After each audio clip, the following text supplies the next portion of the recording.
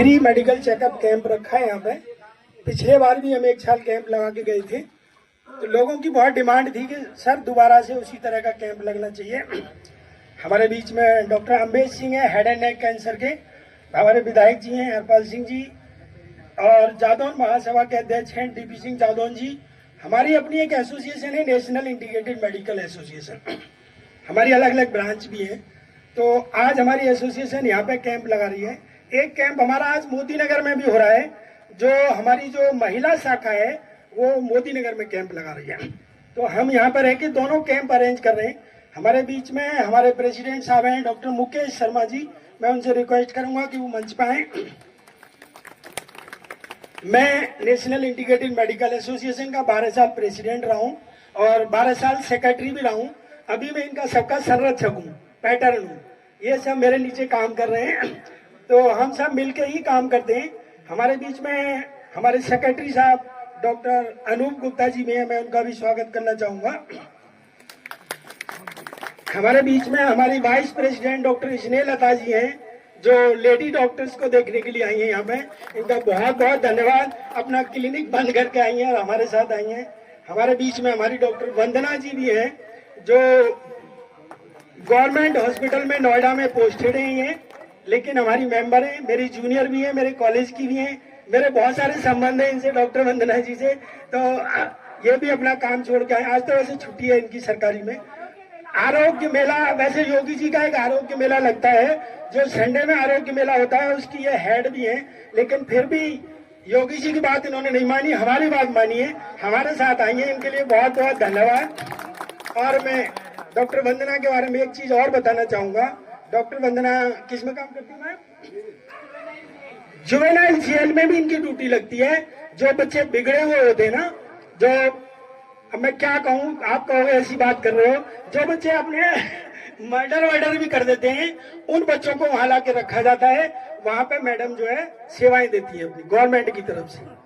तो डॉक्टर वंदना का बहुत बहुत धन्यवाद, विधायक जी का बहुत बहुत धन्यवाद, हमारे डॉक्टर अम्बेश सिंह जी का बहुत बहुत धन्यवाद। डॉक्टर साहब बहुत बिजी रहते हैं, हर समय ओटी में ही रहते हैं, अक्सर ये सर्जरी करते रहते हैं, लेकिन आप लोगों की वजह। और डॉक्टर साहब के बारे में एक चीज और बताना चाहूंगा। हमारे डॉक्टर साहब हमारे पड़ोस के ही रहने वाले हैं, बनवारीपुर के, और डॉक्टर साहब जादौन राजपूत भी हैं।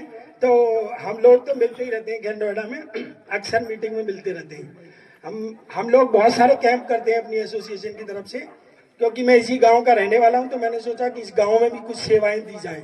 तो पिछले बार हमने सेवा दी थी, तो इस बार लोगों की बहुत डिमांड थी, तो हमने कहा चलो। हमारे साथ एक एमिल कंपनी भी आई हुई है, आयुर्वेदिक कंपनी, जो फ्री में दवाई बांट रही है। एमिल वालों का भी मैं बहुत बहुत धन्यवाद करना चाहूँगा, बहुत बहुत धन्यवाद। तो अब मैं ज़्यादा समय ना लेते हुए आप सबका, थोड़ी देर में, हाँ, धर्मशिला नारायणा हॉस्पिटल भी हमारे साथ है, उनकी टीम भी हमारे साथ आई हुई है। धर्मशिला नारायणा पहले कैंसर हॉस्पिटल हुआ करता था, डॉक्टर अम्बेश सिंह जी उसी में हेड हैं कैंसर के, धर्मशिला नारायणा हॉस्पिटल में। तो धर्मशिला नारायणा हॉस्पिटल का भी बहुत बहुत धन्यवाद, उनकी पूरी टीम का बहुत बहुत धन्यवाद। अब मैं ज़्यादा समय ना लेते हुए, देखिए अक्सर ऐसा होता है कि बीमारी होती है उसके बाद इलाज होता है, लेकिन बीमारी होने से पहले भी हमें जानकारी होनी चाहिए कि बीमारी, कौन सी बीमारी क्या है, कैसे होती है, क्यों होती है, क्या उससे बचाव किया जा सकता है, बीमारी होने के बाद हम क्या करें, डॉक्टर के पास जाएं या उससे बचाव करें। तो आज हमारे डॉक्टर अम्बेश सिंह जो हमारे बीच में हैं, वो हेड एंड नेक कैंसर के बारे में आपको बताएंगे कि कैंसर की क्या पहचान होती है, कैंसर से कैसे बचाव किया जाए, और कैंसर ना हो उसके बारे में बताएंगे। मैं डॉक्टर अम्बेश सिंह को बुलाना चाहूँगा। बहुत बहुत धन्यवाद सर मेरा ब्रीफ इंट्रोडक्शन के लिए। सबसे पहले तो मैं आप सबका धन्यवाद देना चाहूँगा कि आप सबने टाइम निकाला और आप यहाँ पर आए, क्योंकि मेरे लिए तो खुशनसीबी है, क्योंकि मेरा गांव बराबर में है, तो मैं जितना आप लोगों के लिए कर पाऊंगा उतने मेरे लिए बेहतर है। सबसे पहले तो सर मैं ये आप लोगों को बताना चाहूँगा, अक्सर ना हम कैंसर का नाम सुन के,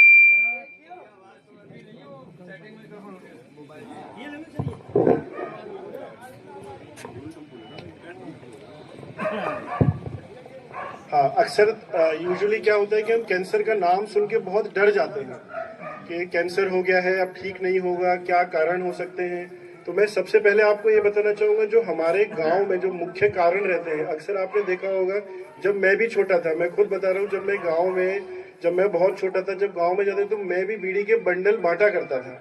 आपको ये सोचने में अचंभा जरूर लगेगा। तो उस टाइम पर क्योंकि ऐसा होता था कि जब भी शादी में आ रहे हैं लोग, बड़े लोग जो भी आ रहे हैं, उनको हम ऐसे ही ट्रीट करते थे, जो कि बाद में जाने मालूम पड़ा कि ये चीजें, हमारी जो हैबिट्स है, ये ठीक नहीं है।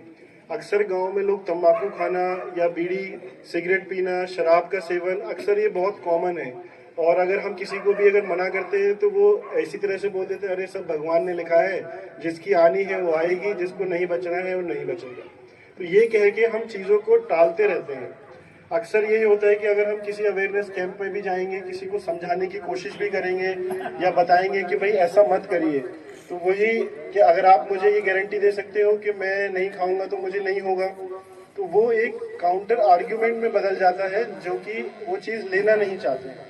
तो सबसे पहले तो मैं आपको यही बताना चाहूँगा कि हमें किसी भी, जो आजकल के युवा हैं, अक्सर हम मूवीज़ देखते रहते हैं, बाकी सब चीज़ों में हमें लगता है कि अरे यही मर्दों की निशानी है, बीड़ी नहीं पिएंगे तो आप कमज़ोर हो जाएंगे, या शराब का सेवन नहीं करेंगे तो कैसे मर्द कहलाएंगे।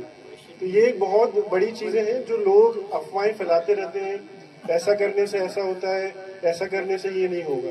तो सबसे पहले तो मैं आपको ये बताना चाहूँगा, किसी भी तरह का बीड़ी का, तंबाकू का सेवन, शराब का सेवन, ये बिल्कुल हानिकारक है।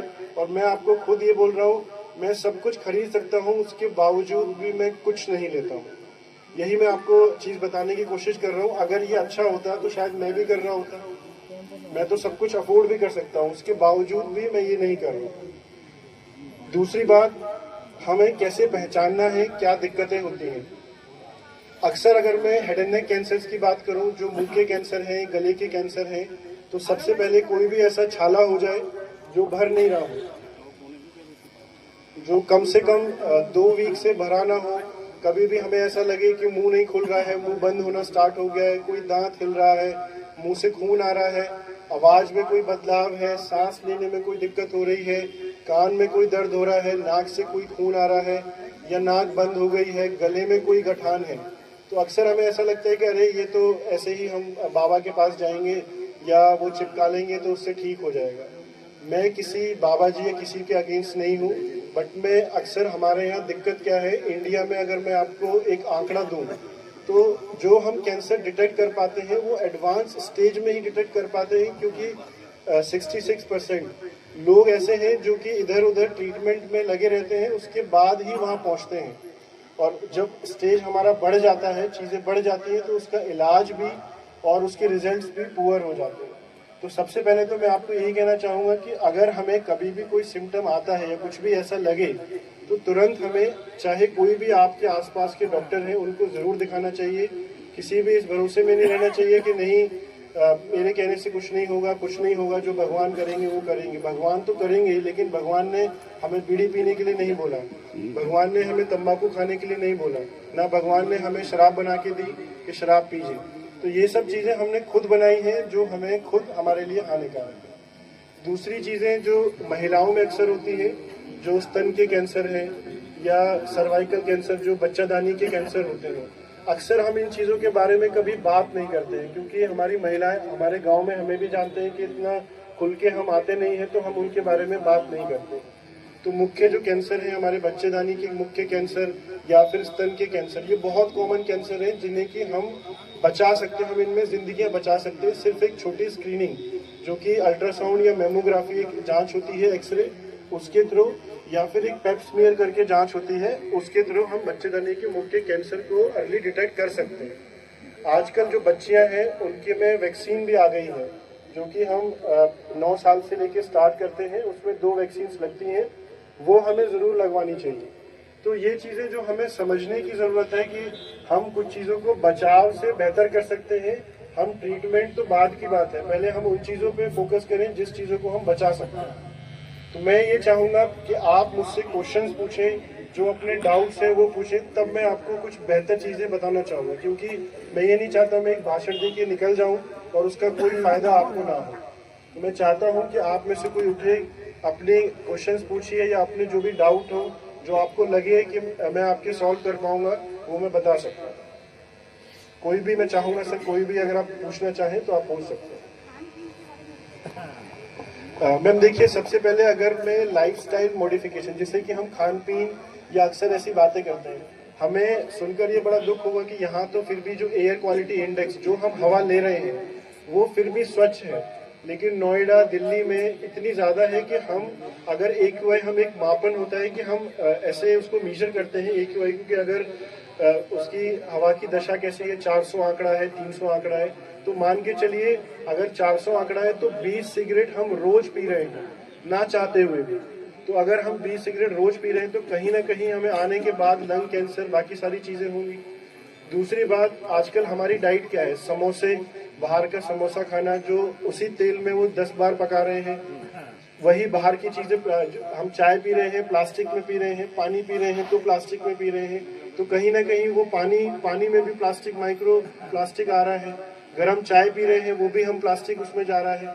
तो कहीं ना कहीं हम खुद रेस्पॉन्सिबल हैं अपने लिए। पहले हम कुल्हड़ में चाय पीते थे, जो कि हमने अभी बंद कर दिया, प्लास्टिक के ग्लासों में पी रहे हैं। सर ये देखिए, ये भी ऑल्दो हम भी पी रहे हैं, लेकिन आप खुद सोचिए, जो पानी ऑलरेडी इसमें प्रिजर्व है, जो 6 महीने तक खराब नहीं होगा, तो कहीं ना कहीं इसमें वो प्रिजर्वेटिव्स होंगे जो इसको प्रिजर्व करके रखे हुए हैं, और ये प्लास्टिक की बोतल में है। अक्सर ऐसा होता है कि हमें ये धूप के एक्सपोजर में नहीं आने चाहिए, पर जब धूप में आएंगे तो यही माइक्रो प्लास्टिक आपका पिघल जाता है और वो पानी में आएगा। आप पीते जाइए, आपको लग रहा है कि मैं तो मिनरल वाटर पी रहा हूँ, लेकिन वही आपकी बॉडी में डिपॉजिट होता जा रहा है। ऐसे ही तेल है, बाहर की चीजें कितनी भी हम खाने वाले, अक्सर हम दूध की बातें करते हैं, यहाँ तो हमारे पास ऑलरेडी अपनी गाय भैंसे रहती है, बाहर कहाँ से आप गाय भैंसे लेकर आए? तो जो भी अमूल का, मैं ऐसे नहीं किसी क्वालिटी पे नहीं बोल रहा हूँ, जो भी हम दूध पी रहे हैं हमें नहीं पता कि वो कितना स्वच्छ है, कितना सही है, उसका मापन क्या है। तो हम जो भी खा रहे हैं आजकल, जो भी ले रहे हैं, कहीं ना कहीं वो दूषित ही है। अक्सर जैसे मैं भी सर की बात कर, सर हमारे यहाँ पर अध्यापक रहे हैं, 90 साल की उम्र है, तो इसीलिए मैं यही डिस्कस कर रहा था कि सर की जो एज है उसमें 90 साल तक लोग जी पाएंगे। हमारी एज में मुझे नहीं लगता कि जो हमारी जनरेशन है या आगे आने वाली जनरेशन है वो 70 साल भी टच कर पाएगी, क्योंकि इतना प्रदूषण है, जो आप खा रहे हैं वो खराब है, जो आप सांस ले रहे हैं वो खराब है, तो कहाँ से आप जी पाएंगे? सर तो एक अच्छी हवा में अच्छी चीजें खा रहे हैं, तो इसीलिए वो जनरेशन हमारी चलती गई। बाकी हाँ जी सर, मेरा सवाल ये है कि हमारे गले में या महिलाओं को, माता बहनों को छाती में गांठ हो जाती है जो पेनलेस रहती है, जिसमें दर्द नहीं होता है, तो उसके लिए में क्या सावधानी बरतनी चाहिए और क्या कहाँ जाना चाहिए पहले, तो जैसे वो इफेक्ट हो जाए? मास्क पहन तो मास्क। हाँ जी, तो सबसे पहले मैं महिलाओं के गांठों की, हाँ जी, देखिए सर ने ये बोला है कि महिलाओं को अगर कोई स्तन में गांठ हो जाए या किसी को कैसे मालूम पड़े कि मुझे कैंसर हो सकता है या मुझे क्या करना है। तो अगर मैं पहले स्तन कैंसर की बात करूं महिलाओं से, तो एक हम कहते हैं स्वयं जांच करना। तो जब भी हमें स्वयं जांच करनी चाहिए, हमेशा जब भी हम स्नान करते हैं या कभी भी हमें मौका मिले, तो हमें खुद से पहले स्तन की जांच करनी चाहिए, हमें कोई गठान महसूस तो नहीं हो रही है। तो सबसे पहला एग्जामिनेशन तो सेल्फ एग्जामिनेशन, मतलब स्वयं की जांच करना है। उसके बाद अगर हमें लगे कि हमें कोई गठान है, ऐसा नहीं है कि हर गठान कैंसर होती है, बट वो हमें कैसे मालूम पड़ेगा? वो हमें तभी मालूम पड़ेगा जब हम उस डॉक्टर के पास जाएंगे जो स्तन के कैंसर देखता है या कैंसर रोग विशेषज्ञ है, वही उसकी जांच कर पाएगा। उसके बाद उसमें कैंसर आता है नहीं आता है, वो उसके बाद का डिसीजन है। आप क्या कर सकते हैं, आप एक सेल्फ एग्जामिनेशन अपना खुद से, जब भी हम महीने में, 1.5 महीने में, जब भी आपको लगे, जब भी आप स्नान लेते हैं, जब भी आपको सहूलियत लगे, आप खुद से एक सेल्फ एग्जामिनेशन कर सकते हैं। बाकी रही जो गले में कैंसर्स होते हैं, ये अक्सर 90% उन्हीं में होते हैं जो तंबाकू का सेवन करें, बीड़ी सिगरेट लेते हैं या शराब का सेवन करते हैं। कुछ ही लोग जिनके दांत एक्चुअली नुकीले हो या कुछ इन्फेक्शंस होते हैं, जिसे हम ह्यूमन पेपिलोमा वायरस इन्फेक्शंस होते हैं, उन्हीं में बाकी के कैंसर्स होते हैं, या जो बहुत चटपटी चीज़ें खाते हैं, स्पाइसी चीज़ें खाते हैं।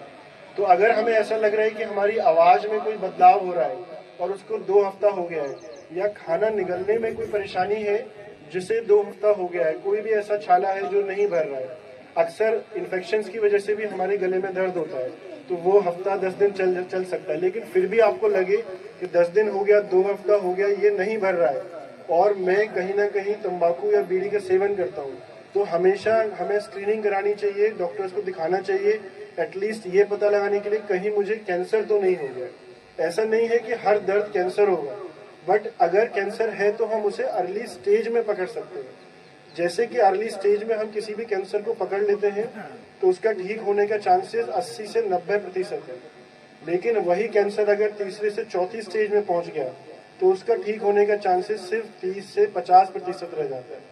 फिर हमें लगता है कि हमने तो सर्जरी भी कराई, सिकाई भी हुई, कीमो भी ले लिया, लेकिन बीमारी नहीं गई, क्योंकि उसमें हमारा एक स्टेज का बहुत बड़ा रोल है और उसमें हम चाहकर भी कहीं ना कहीं टालते रहते हैं, नहीं बेटा कुछ नहीं है, या तो फाइनेंशियल रीजनों की वजह से कि कहीं ना कहीं मुझे ऐसा लगता है कि पैसा खर्च होगा, या ऐसा लगता है कि कौन जाएगा और कौन कराएगा।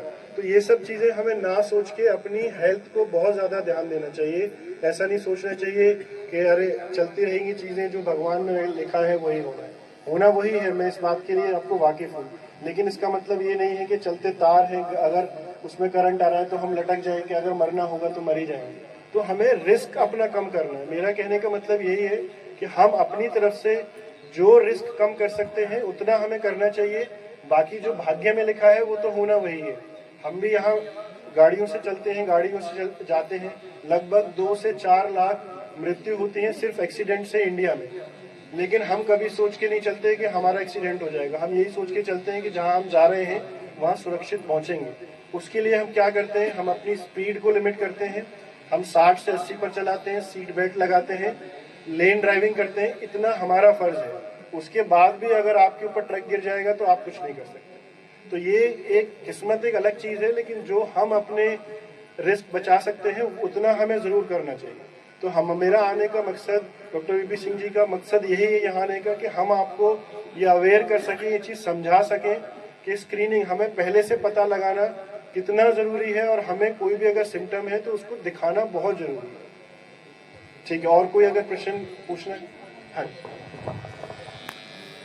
मैं भी बैठा था, बहुत सारे पेशेंट आए उस तरह के कि जिन्होंने ये बोला कि मुझे बहुत ज़्यादा तेजाब बनता है, बहुत एसिड बनता है। तो मैं डॉक्टर साहब से ये पूछना चाहता हूँ आप लोगों के माध्यम से कि क्या हाइपर एसिडिटी मतलब ज़्यादा तेजाब बनना भी गले के कैंसर का कारक है?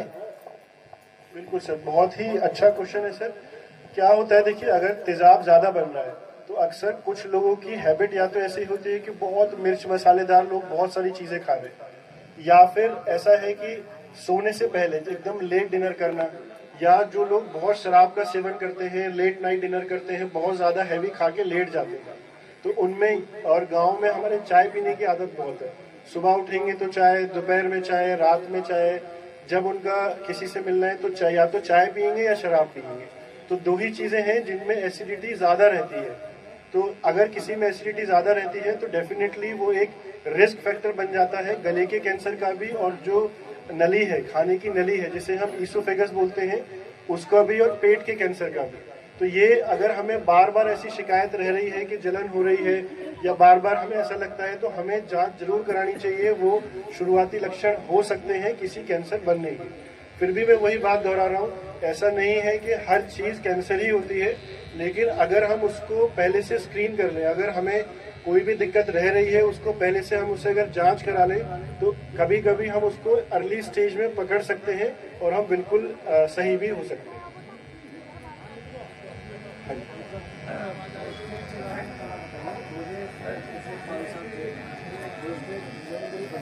जी सर,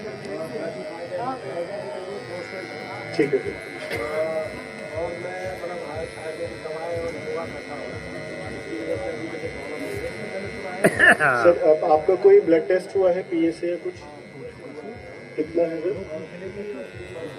अच्छा ठीक है सर। देखिए प्रोस्टेट के बारे में ये बताइए, एक आम समस्या है जो कि ओल्ड एज, मतलब कि जो मेल होते हैं, जो हमारे पुरुष हैं, उसमें यूजुअली 60 साल 70 साल के बाद एक आम समस्या है। प्रोस्टेट क्या होता है कि एक तरह का ग्लैंड है जो हमारी पेशाब की नलकी होती है उसके आसपास बढ़ जाता है। तो जब वो बढ़ जाता है एज के हिसाब से तो पेशाब आने में रुकावट होना, अक्सर ये कॉमन समस्या है जो हर मरीज में जो कि प्रोस्टेट की ग्लैंड से बढ़ने से रहता है, उसकी वजह से ये आती है। तो सर अक्सर क्या होता है कि ये अगर इस चीज़ में हमें कोई पेशाब आने में कोई दिक्कत नहीं हो रही है और हमारा पीएसए भी अगर ठीक है, तो इसके लिए हमें बहुत ज़्यादा परेशान होने की ज़रूरत नहीं रहती है। हमें अगर पेशाब आने में कोई दिक्कत है या हमें पीएसए बहुत बढ़ रहा है या हमारे अल्ट्रासाउंड में या एमआरआई में कराने के बाद हमें कहीं ऐसा लग रहा है कि कोई कैंसर के लक्षण तो नहीं है, तभी हमें उसकी बायोप्सी कराने की ज़रूरत पड़ती है। अदरवाइज हमें कोई इसके लिए टेस्ट कराने की ज़रूरत नहीं पड़ती है। ये एक आम समस्या है, इसमें कोई बहुत घबराने वाली बात नहीं है। जी सर। ये प्रोस्टेट से कंसर्न एक मेरी थोड़ी सी प्रॉब्लम है। हाँ जी सर। ये यूरिन सिस्टम जो होता है ये अकॉर्डिंग टू एज माइनस और प्लस होता है या इंक्रीज होता है, जो कि मैं उसका भुक्तभोगी हूँ। सर इंक्रीज होता है मतलब इंक्रीजमेंट पेशाब बार बार अच्छा बात है, ठीक है मैं समझ गया। सर देखिए क्या होता है, एक तो सबसे पहले हमें एक चीज समझनी है कि जब जब हमारी उम्र बढ़ती है तो हमारे इंडिया में आज 3 में से 1 को शुगर की बीमारी है, डायबिटीज की बीमारी। तो पहले एक चीज समझनी है कि जब भी हमें शुगर हो जाती है और वो खास करके अनकंट्रोल रहे, मतलब उसे हम दवाई ना ले रहे हो, हम ये सोच के चले कि या तो कुछ ले लेता हूँ, मुझे दवाई लूंगा तो ठीक नहीं होगी, बढ़ जाएगी। तो शुगर करती क्या है सर, जब शुगर बढ़ने लगती है तो हमारी जो वेसल्स होते हैं, मतलब जो खून की नलियां और नसें हैं, उन्हें कमजोर करना चालू कर देती है। हमें ये समझना होगा कि हमारा जो जहाँ पेशाब रुकता है, जिसे हम थैली बोलते हैं, यूरिनरी ब्लैडर, आपको पता होगा कि हम अपने उसको कंट्रोल करते हैं, जब हम चाहेंगे तब हम कर लेंगे। हमें सेंसेशन जरूर आती है कि भाई हमें आ रहा है पेशाब, लेकिन वो निकलता तो है नहीं। तो वो क्यों नहीं निकलता है, क्योंकि हमारी नसें उसे कंट्रोल कर रही है। जब हम चाह रहे हैं, जब हमने अपने दिमाग को सेंसेशन दिया कि ये सही प्लेस है कि हम पेशाब कर सकते हैं, तब वो उसको रिलैक्स कर देते हैं। तो एज के साथ साथ क्या होता है सर, जो वो नसें हैं एक तो वो कमजोर होना चालू कर देते हैं एज के साथ साथ। प्लस अगर आपको डायबिटीज है तो वो थोड़ा जल्दी होने लगेगा कंपैरेटिवली जो 70 साल में या उस टाइम में होता हो। अगर आपको शुगर है तो उसकी वजह से भी पेशाब बार बार आता है और ज्यादा आता है। प्लस अगर आपको जैसे प्रोस्टेट की प्रॉब्लम है तो उससे रुक रुक के पेशाब आएगा, तो उसमें क्या होगा कि मैं गया लेकिन मुझे संतुष्टि नहीं हुई, फिर से 1 घंटे में मुझे पेशाब आएगा, क्योंकि आपका ब्लैडर या जो पेशाब की थैली है वो खाली नहीं हुई। आपको तो लग रहा है कि पेशाब चला गया, लेकिन वो थैली खाली नहीं हुई। तो जब थैली में रहेगा फिर आप दोबारा जाएंगे। तो ये एक जांच का विषय है कि भाई आपको अगर जो पेशाब जब बार बार आ रहा है, वो ऐसा तो नहीं कि आपको कोई शुगर तो नहीं, आपकी नसें कमजोर तो नहीं है, या आपको कोई प्रोस्टेट की प्रॉब्लम तो नहीं है। लेकिन ये एक बात सच है कि एज के साथ साथ नसें कमजोर होती हैं और ये दिक्कतें आना आम बात है। जी सर। और हाँ जी, कोई नहीं समझ रहा जो आप बोल रहे हो। बिल्कुल सर, बिल्कुल सर, ये बहुत ही अच्छी आपने बात पूछी है। मैं सबसे बड़ी बात इसलिए बताना चाहूँगा क्योंकि हमारे यहाँ ना, जब मेरा भी एक्चुअली सर एक मिक्स्ड परवरिश हुई है। मैं गांव में भी रहा हूँ, मैं शहर में भी रहा हूँ, मैं विदेशों में भी गया। तो हमारे यहाँ जब बड़े जो हमारे बुजुर्ग होते थे, जब वो खर्राटे लेते थे तो ये बोलते थे अब ये डीप नींद में चले गए हैं, बहुत अच्छी नींद ले रहे हैं। बट इसका उल्टा है, जब कोई खर्राटे ले रहा है उसका मतलब ये है कि उसको सांस ही नहीं आ रही है और उसकी बॉडी कोशिश कर रही है उसको सांस एफर्ट से लेने के लिए। मेरे कहने का मतलब है कि अगर कोई भी जो रास्ता है हमारा सांस का रास्ता है, जब हम जागे हुए हैं तो हमारी मांसपेशियां खुली हुई हैं, इसीलिए हमको खर्राटे नहीं आ रहे हैं। लेकिन जब हम सो जाते हैं या लेट जाते हैं तब हमारी मांसपेशियां सुस्त हो जाती हैं, उसके बाद जुबान जो है पीछे की तरफ गिर जाती है। तो अगर हम ये अक्सर दिक्कत किसमें होती है, जो मोटे लोग होते हैं जिसका वजन बहुत ज्यादा होता है, तो ये समस्या उनमें ज्यादा है। तो सबसे पहले हम क्या करें और क्या हो सकता है, जिन लोगों को भी खर्राटे आते हैं, सबसे पहले मेजोरिटी लोग 80 to 90% लोग का वजन बहुत ज्यादा होता है। मोटापे आप देखिएगा, कंपेयर करिएगा, कुछ 10 से 20% ऐसे लोग होंगे कि जिनका वजन ज्यादा नहीं है, उसके बाद भी खर्राटे आ रहे हैं। तो सबसे पहले हमें क्या करना है, जिनको भी खर्राटे आते हैं, एक तो वो अपना वजन कोशिश करें कि वजन अपना लिमिट कर सके। कम से कम 50 से 60% लोगों में खर्राटे की बीमारी चली जाती है। और जिनका वजन कम नहीं हो सकता, खर्राटे आते हैं, बेहतर है कि आप करवट लेके सोएं। अगर ऐसे सोएंगे तो ज्यादा खर्राटे आएंगे, क्योंकि जुबान भी पीछे चली जाती है। अब क्या क्या बीमारियां हो सकती हैं, अगर हम बोले कि जो खर्राटे आते रहे और हम उस पर ध्यान ना दें, तो एक पल्मोनरी हाइपरटेंशन, दिल की बीमारी, दिल पे लोड बढ़ना, तो ये बीमारियां अक्सर लॉन्ग टर्म में हमें बीपी और सांस की बीमारी प्लस दिल की बीमारियों में कन्वर्ट हो जाती है।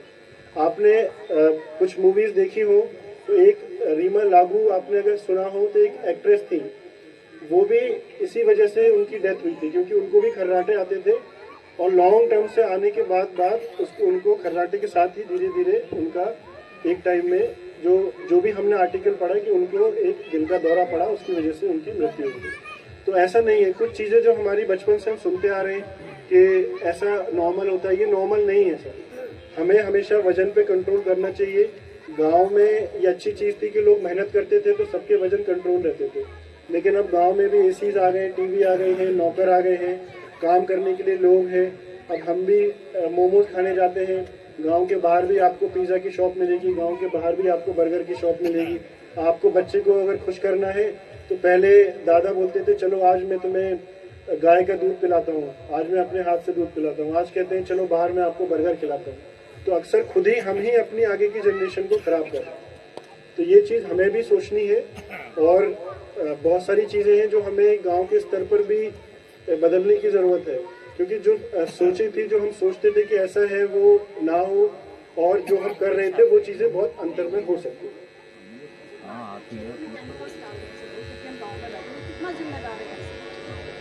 मैम देखिए, अभी जो पेस्टिसाइड है, आप हमें एक चीज़ समझना है, अब मैं दो चीज़ों पे इस पे बताना चाहूँगा। जो हम केमिकल या पेस्टिसाइड हम फसलों पे यूज़ करते हैं, फ्रूट्स पे यूज़ करते हैं,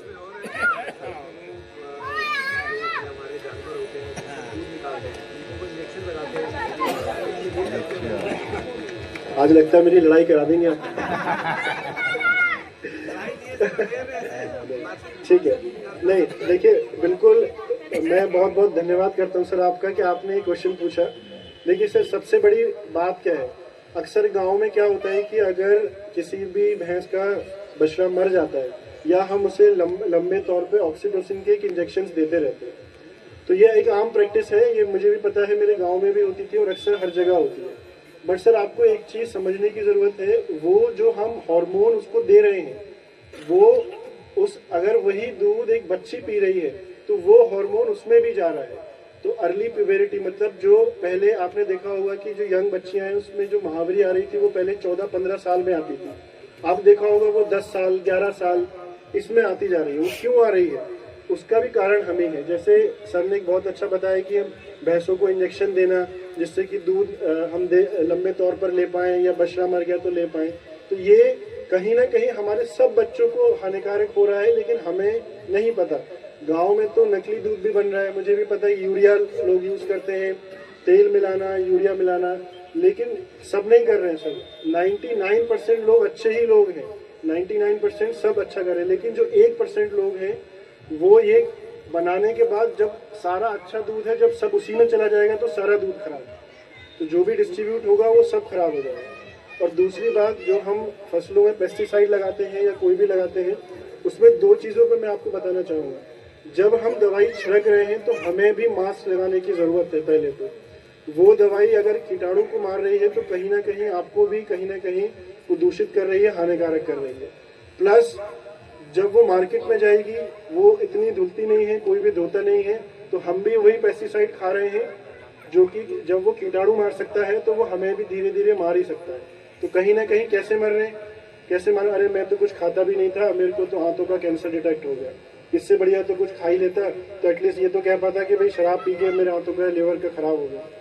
तो जो ये कह रहे हैं कि भाई हमें कुछ खाते नहीं थे, कुछ पीते नहीं थे, फिर भी हो गया, उसके जिम्मेदार कहीं ना कहीं दूसरे लोग भी हैं। जो पेस्टिसाइड वाली हम भी मजबूर हैं, क्योंकि बाहर हम तो नहीं उगा सकते, जो भी लोग कर रहे हैं या भेज रहे हैं या इंजेक्शन लगा लगा के दूध हम जो पी रहे हैं, तो कहीं ना कहीं पूरी सोसाइटी को ही हमें बदलना होगा, चीज़ों को समझना होगा। हमारी जो आगे आने वाली जनरेशन है उसका फ्यूचर भी हमारे ही हाथ में है। अगर हम ये सोचें कि हमें कोई फ़र्क नहीं पड़ने वाला, तो कहीं ना कहीं आपके बच्चे के लिए भी दूसरा कहीं ना कहीं सोचने वाला होगा कि आपके बच्चे के लिए भी किसी को कोई फ़र्क नहीं पड़ने वाला। तो ये हमें अपने अंदर से ही, अपने गांव से ही शुरुआत करनी है, जिससे कि हम बदल सकते हैं और हम ही बदल सकते हैं। एक बदलेगा उसके बाद दूसरा बदलेगा। ठीक है सर, बहुत बहुत धन्यवाद। आर्टरी में स्टेंट पड़ी। जी सर। साइड वाली राइट साइड जब वॉक करता था, रिस्क वॉक करता था तो मैं 4 किलोमीटर करता था डेली, लेकिन वो बाद में पता चला कि 3 किलोमीटर बाद में सांस फूलने लगी। ठीक है तो मेरा गला जो है यहाँ पर ये कब तक था, तो रिटायरमेंट के डॉक्टर हमारे साथ जितने भी तो कहने लगे कि आप लेना चाहिए, मैंने ऐसी की दवा दी, वो फायदा नहीं है। बाद में पता चला कि 3 किलोमीटर के बाद, फिर 2 किलोमीटर के बाद, फिर 1 किलोमीटर के बाद सांस फूलने लगी। 500 मीटर पे और एक दिन तो मुझे घर में लेने के बाद में अपने वॉक कर रहा था। मैं जब मुझे फर्क होता है, फिर मैंने जब कराया तो पता चला कि ब्लॉकेज। तो मेरे यहाँ स्टेप पड़े, मुझे मतलब उसने 1 महीने 2 महीने का टाइम दिया, तो मुझे पता नहीं था कभी ये क्या प्रॉब्लम है। आज की जनरेशन हम देख रहे हैं कि 40 से लेकर 50 तक की जो जनरेशन है हमारी, वो सडन उसको हार्ट अटैक हो रहा है और वो कोलैप्स कर रहा है। तो ये टाइम नहीं दे रहे हैं, ऐसा क्यों? सर अभी जो हम बात कर रहे हैं ना sir, life style modification, Khan पान, सबसे बड़ा सर मैं आपको वही बता रहा हूँ, सबसे बड़ा जो फर्क आया है ना, और आजकल 16 साल 15 साल में सब स्मोकिंग करना चालू कर देते हैं। अक्सर के जो युवा हैं, आपको नहीं बताएंगे, पेरेंट्स को मालूम ही नहीं पड़ेगा, बाहर जाके पियेंगे, इधर पियेंगे। तो स्मोकिंग एक बहुत बड़ा फैक्टर है, प्लस जो हम खा रहे हैं, हमारे जो ऑयल हम ले रहे हैं, जो हमारा खान पान है, तला भुना सब कुछ खा रहे हैं, और हम हेल्थ के प्रति अवेयर नहीं है। अभी क्या होता है सर, जैसे आप चलने के बाद आपको ये महसूस हुआ कि 2 किलोमीटर बाद मुझे दिक्कत हो रही है, तो कहीं ना कहीं आपके बॉडी ने आपको मैसेज दिया। वो मैसेज ही हमको समझना है कि आप कभी भी ऐसा नहीं होता है कि एकदम से कुछ भी चीज़ हो जाती है। सर मैं इस बात की गारंटी लेता हूँ, कभी भी ऐसा नहीं होता है कि एकदम से कोई चीज़ हो जाती है। आपकी बॉडी हमेशा आपको एक अलार्म देती है, एक इंडिकेशन देती है, आपको समझने की ज़रूरत है। क्या होता है कि अरे इतना चलने के बाद तो कोई भी थक जाता है, तो कहीं ना कहीं आपको उस इंडिकेशन को समझना है, उसको समझना है कि हाँ आपकी बॉडी ने आपको बोला कि भाई इतने के बाद कुछ हो रहा है, तो आपको जरूर कुछ ना कुछ दिक्कत है, आप उसको चेक कराओ। अगर हम उसको अवॉइड करते रहेंगे तो एकदम से एक दिन ऐसा आएगा कि हम कोलैप्स हो जाएंगे। तो हमें सर स्क्रीनिंग का बहुत बड़ा रोल है। स्क्रीनिंग क्या है कि जब भी हमारी 40 साल हो जाए उम्र, तो सबको एक बेसिक ECG तो कराना चाहिए। बाहर के विदेशों में और हमारे यहाँ पर क्या फ़र्क है? हमारे यहाँ पर क्या है कि हमारे यहाँ अगर ब्लड टेस्ट में आपने 1000 रुपये दिए और नॉर्मल आ गया, तो वो आपको गाली दे के जाएगा, अरे पैसा वेस्ट हो गया कि आपने ब्लड टेस्ट तो नॉर्मल आ गए। वो इस चीज़ से खुश नहीं होगा कि आपके ब्लड टेस्ट नॉर्मल आ गए, वो इस चीज़ से आपको गाली देगा, अरे जब नॉर्मली थे तो फिर ब्लड हमारे 1000 रुपये खर्च हो गए। ये नॉर्मल तो आपको ब्लड टेस्ट आने के बाद मालूम पड़ा ना सर। यही फ़र्क है जो बाहर US UK में लोग बैठे हुए हैं, वहाँ का जितना भी आप GDP है, आप देखिए वो हेल्थ पे बहुत इंफ्रास्ट्रक्चर है उनका, वो हेल्थ को गंभीरता से लेते हैं। हमारे यहाँ पर जान की कोई कीमत नहीं है, वहाँ पर जान की बहुत कीमत है। वहाँ 60 साल के बाद एक सोशल सिक्योरिटी है, सबके लिए चीज़ें फ्री होती हैं। यहाँ पर हम अपने ही, अगर हम किसी को बोल दें कि आपके लिए जांच, आप आयुष्मान कार्ड है, आप 70 साल के बाद फ्री भी है, आप उसमें खुद भी जा सकते हैं कि भाई एक 40 साल के बाद आपको रूटीन टेस्ट 6 महीने में प्लस ECG, एक अल्ट्रासाउंड, ये बेसिक सबको कराना चाहिए। बट आप अपने दिल पे हाथ रखिए, कितने लोग होंगे जो आज के बाद भी चले जाएंगे? नहीं जाएंगे। वो इसीलिए क्योंकि हमारे अंदर एक बसा हुआ है मिथ है कि ये लोग आएंगे, आजकल सब बिजनेस है, ये बताएंगे ऐसे आना है, वहाँ जाना है, फिर हमें वो फंसा लेंगे, फिर हमें बोल देंगे ये बीमारी डायग्नोस हो गई, फिर उसका इलाज करेंगे, फिर पैसा मिलेगा। यही एक दिक्कत है। इसीलिए क्या होता है कि अगर कोई सच्चे मन से भी आपको बताना चाहेगा तो उसका इफेक्ट नहीं आता है, क्योंकि इतनी ज़्यादा नेगेटिव मार्केटिंग भी है। और मैं ऐसा नहीं कह रहा हूँ कि ऐसा नहीं होता है, कहीं ना कहीं कुछ जगह ऐसा होता भी है। ऐसा मैं बिल्कुल नहीं कहूँगा कि 100% लोग सब सच्चे होते हैं, सब अच्छे होते हैं। हर प्रोफेशन में, चाहे कोई भी प्रोफेशन हो, चाहे वो किसान हो, 99% किसान सब अच्छे हैं, 1% ही होगा जो गलत होगा। चाहे वो वकील हो, चाहे वो डॉक्टर हो, सब 99% अच्छे ही होते हैं, लेकिन 1-2% हर प्रोफेशन में कोई ना कोई किसी में खराबी रहे।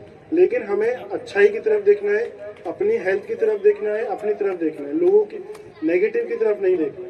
तो मैं आज आपको यही बोलूँगा कि अपनी एटलीस्ट चाहे कहीं भी कराइए, जहाँ आपको विश्वास है, गवर्नमेंट में जाइए, प्राइवेट में जाइए, जहाँ आपको विश्वास है, लेकिन अपनी स्क्रीनिंग ज़रूर कराइए। आपको मालूम पड़ेगा आपकी बॉडी के साथ क्या चल रहा है। अभी मैं नाम नहीं लूँगा, अभी हमारे एक दवाई वाले ही जो बांट रहे थे, उनका अभी शुगर आया 400। सॉरी अगर आप सुन रहे हो, अभी 6 महीने से उनको 6 साल या 6 महीने कुछ बता रहे थे। वो मैंने पूछा कि आपका इतना शुगर कैसे? अरे सर कुछ नहीं है, देखते हैं, देखी जाएगी। अब मैं बोल रहा हूँ, आप खुद दूसरों को तो दवाइयाँ बांट रहे हो, दूसरों को बोल रहे हो कि आपने अपने लिए क्या किया और क्या होगा कि थोड़े टाइम बाद से, जैसे आपने बताया ना कि हम क्या कर रहे हैं, हम ये इग्नोरेंस है। हमें पता है कि भाई हमारा इतना है, उसके बावजूद भी हम नहीं ठीक कर रहे हैं। फिर क्या होगा, 50 साल में 55 साल में एक ऐसा होगा किडनी फेल, या तो सडनली लिवर फेल, ठीक है, या फिर ऐसे हो जाएगा कि कहीं ना कहीं उनको ऐसी बीमारियां हो जाएंगी, लेग में पेन हो रहा है, गैंग्रीन हो गया, कहीं ना कहीं उनकी सर्जरी की और नौबत आ जाएगी। फिर वो कहेंगे कि अरे इसका तो सफल इलाज नहीं हो पाया, इसका तो ये नहीं हो पाया। तो कहीं ना कहीं हमें खुद ये चीज़ समझने की ज़रूरत है कि हम अपने से कितना प्यार करते हैं। पहले हम खुद से प्यार करेंगे, अपने शरीर से प्यार करेंगे, तभी हम आगे के लिए कुछ कर पाएंगे। तो ये चीज़ हमें समझना बहुत ज़रूरी है। अब हमारे यंग बच्चे हैं, हम पढ़ाते हैं, लिखाते हैं, किस लिए हम पढ़ा रहे हैं, किस लिए लिखा रहे हैं, उनको ये भी समझाना ज़रूरी है कि हमें पढ़ना लिखना सिर्फ जॉब के लिए नहीं है। सिर्फ हमारा मकसद जॉब नहीं है कि हमें जाके जॉब करना है, जॉब से तो लोग उल्टा परेशान हैं। हमें पढ़ने लिखने का मकसद ये है कि हम चीज़ों को समझ सकें, हमारा दिमाग चल सके इतना कि क्या सही है, क्या गलत है, हमें क्या करना है फ्यूचर में, क्या क्या नहीं करना है, उसकी समझ हो सके। सिर्फ हमारे यहाँ रटन विद्या चलती रहती है बचपन से ही, उस चीज़ पे हम फोकस नहीं करते। तो ओवरऑल हमें चीज़ों को शायद बदलाव ला सकते हैं। हम कोशिश करें, आप कोशिश करेंगे, और सबसे ज़्यादा मैं चाहूँगा कि महिलाएं कोशिश करें, क्योंकि आप ही अपने मर्दों को कंट्रोल में कर सकते हैं, फादर के कंट्रोल में तो नहीं आने वाले। आप ही बोल बोल के कह के जिसकी या तो बहन बहू जो भी रहेगी वही बोल बोल के करा सकते हैं, बाकी वो किसी की नहीं सुनने वाले। ठीक है, धन्यवाद।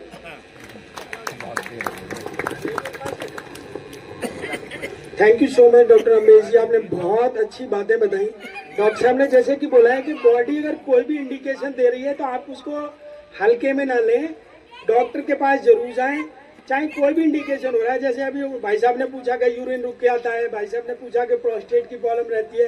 अगर आपको कोई भी एबनॉर्मलिटी शरीर में दिखाई दे रही है कहीं भी, तो डॉक्टर से सलाह जरूर लें। जैसा कि डॉक्टर साहब ने बोला कि कई बार टेस्ट कराने के बाद भी रिपोर्ट नॉर्मल आ जाती है, तो बहुत अच्छी बात है आपके लिए रिपोर्ट नॉर्मल आ रही है, पर टेस्ट जरूर कराना चाहिए। बॉडी अगर आपकी कहीं भी कुछ भी इंडिकेट कर रही है, कहीं पेन भी हो रहा है, गले में भी पेन हो रहा है, डॉक्टर साहब वैसे हेड एंड नेक कैंसर के हैं, गले के कैंसर के हैं, सबके बारे में डॉक्टर साहब ने बहुत अच्छा, प्रोस्टेट के बारे में भी बताया, हर विषय में हर एक का जवाब बहुत अच्छा दिया। डॉक्टर साहब का बहुत बहुत धन्यवाद। डॉक्टर साहब बहुत टाइम निकाल के यहाँ पे आए, बहुत ही बिजी डॉक्टर हैं, या हर समय ऑपरेशन थिएटर में ही रहते हैं, बट उसके बावजूद भी यहाँ पे आए हमारे बुलावे पे। बहुत बहुत धन्यवाद डॉक्टर साहब का। फिर भी